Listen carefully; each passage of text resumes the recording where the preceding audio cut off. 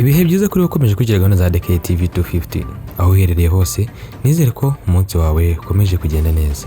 Kugeza ubu igihugu cya Tanzania cyamaze kwemeza ko virusi ya Marburg imaze guhitana abarenga 5 muri iki gihugu, kandi n'ubwiyongere bwayo ukomeje kugenda buzamuka cyane.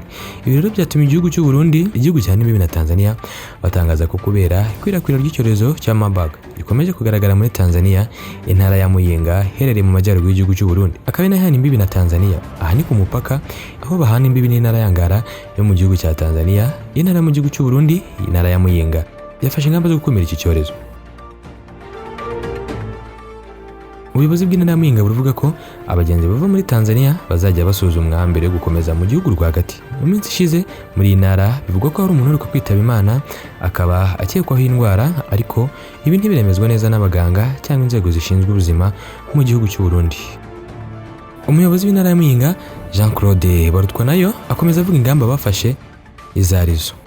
Mbere yo twakamenyesha neza ko gushikuno mu iyo ngwara itaribonekeza, ntabyo baratumenyesha mu bagize amagara y'abantu ko iyo ngwara ihari nka mu ntara ya Muyinga, ariko kubera ari intara isanzwe duhana urubibe n'indi ntara ya Kagera yo muri Tanzania, ni ngombwa cyane kugira ngo twicungere nk'uko twama twabikoze.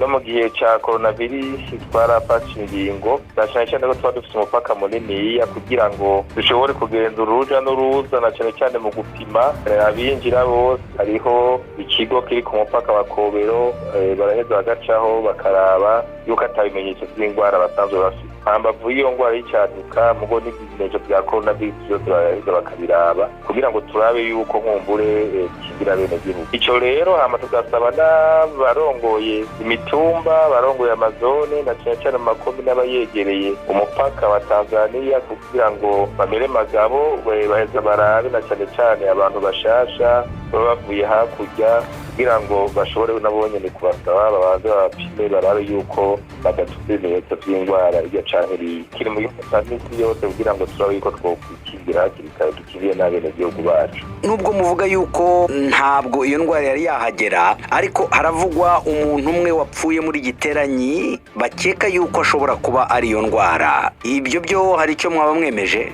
Yego hari uwitavye Imana ejo, ariko byanga ntibaremeza ko ari indwara irya canke iriya. Barafashe ibyo nokwita ama echantillon barayajanye muri laboratoire nationale, turacarindiye rero batubwire ibyo batoye muri ayo ma echantillon. Gushika mu iki gihe twokwemeza ko iyo ndwara yamaze kubamwo imbere yuko abaganga bagira ikintu bemeza. Hari icyo se murimo muravugana na bagenzi banyu bo hakurya muri Kagera kugira ngo mufatire hamwe inganda mu bikumire bitagera iwanyu? Nibyo turavugana, dusanzwe tubanye neza, dufite imigenderanire myiza, ari nayo mpamvu uruja n'uruza ari runiniya cyane, na cyane nka muri komine ya Ngara. Ariko kandi icyo twomenyesha ni uko tumwe turabaza ngaha muri komine ya Ngara, ari nayo komine twegereye cyane, iyo ndwara nta benshi bariho. Ari nacyo gituma rero twese kwicungera, nta mpungenge nyinshi dufite, kuko aha hagufi cyane ntayihari, ivugwa kure nko ku birometero birenga 150 uvuye ngaha iwacu. Bisigure neza yuko rero turavugana, kuko nabo nyine baricungera kugira ngo turabe yuko twokorera hamwe urwo rugamba, ntagire nko buri muntu wacu agira ingorane.